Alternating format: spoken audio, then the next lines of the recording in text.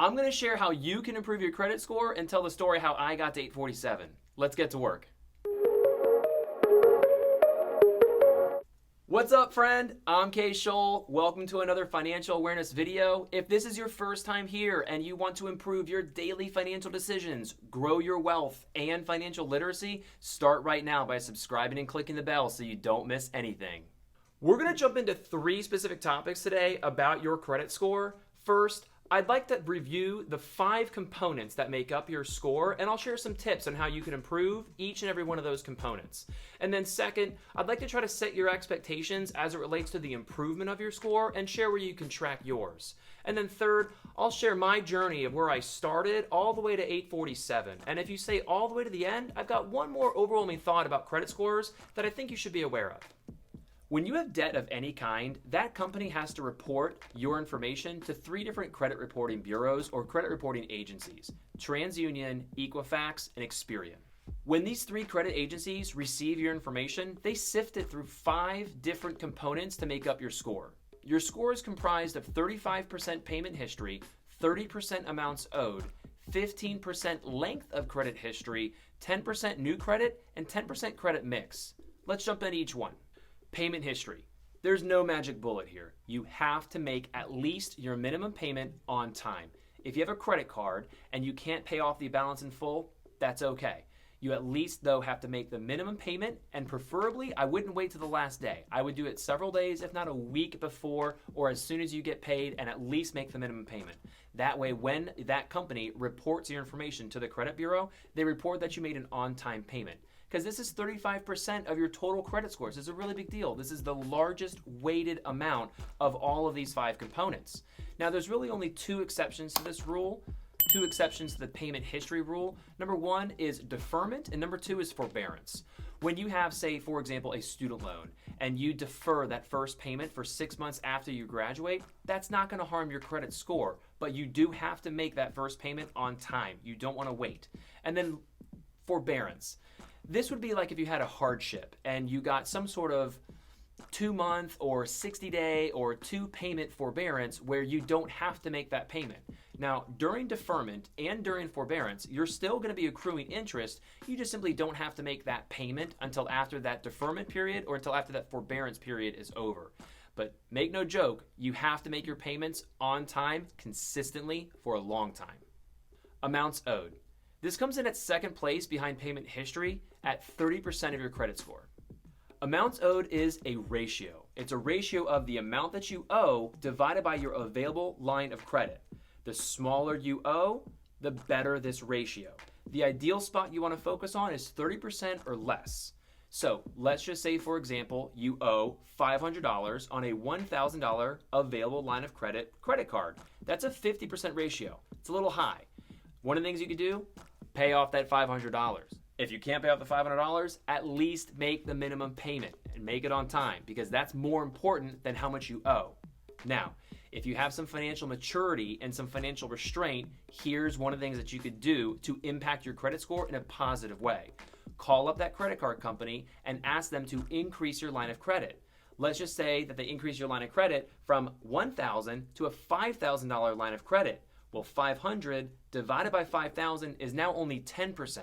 That's a much better amounts owed ratio. This is a little bit like playing with snakes, though, because now you have $4,000 more to spend on credit. So be careful. If you're going to do this, you have to make sure that you have some financial restraint and some financial maturity so that you don't go deeper into debt. If any of this video has been helpful for you, share it. And if you got a friend that's recently mentioned trying to improve their credit, text them this video. They might appreciate it. Length of credit history. Now, this is only 15% of your overall score, but it's still important. And if you want to get your score up higher, you do have to focus on this.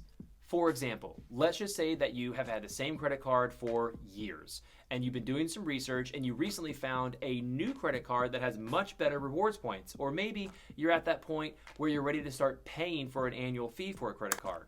If you're consolidating your cards, you might not want to close out all of them.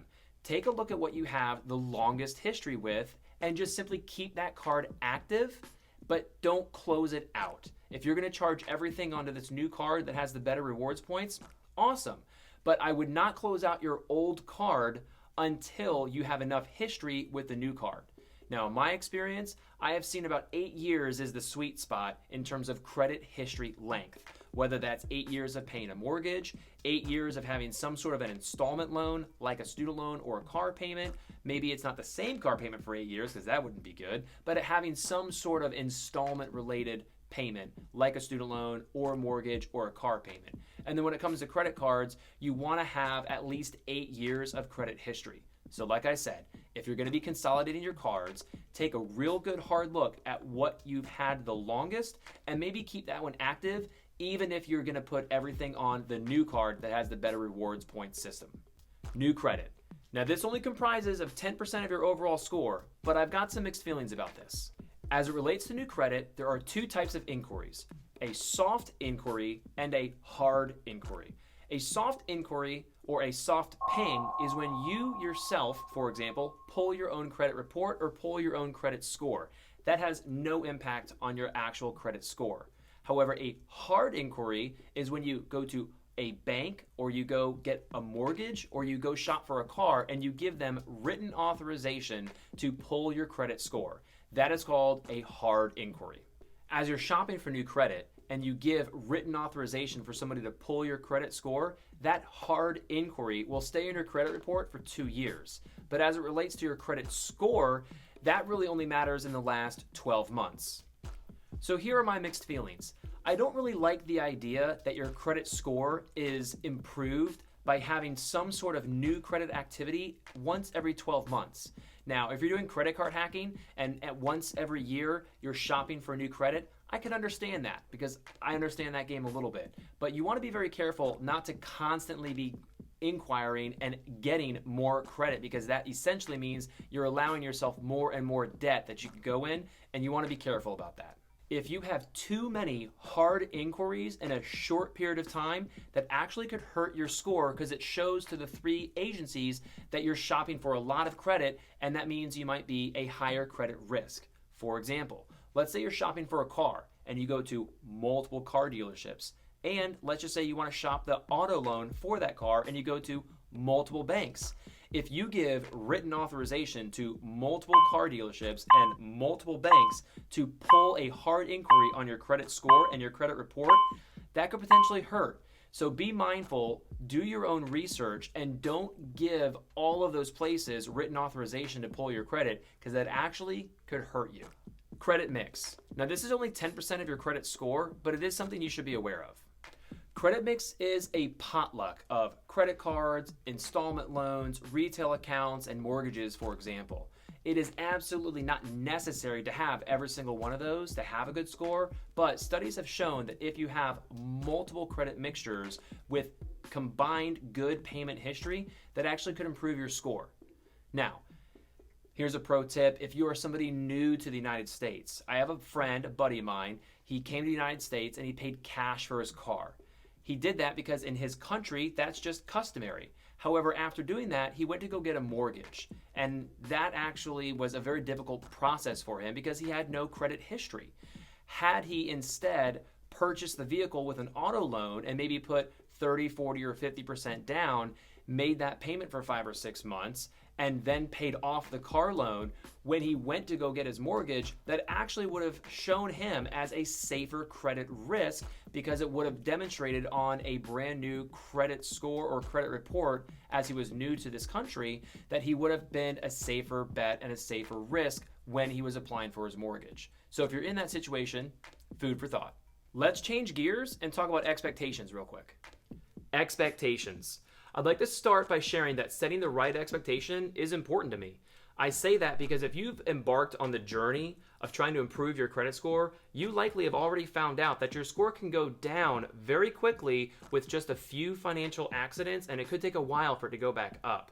As with many things in life, building a good credit score requires patience as a prerequisite. Without patience, you'll be constantly disappointed by the tiny incremental moves your score makes each month if you're not making good decisions.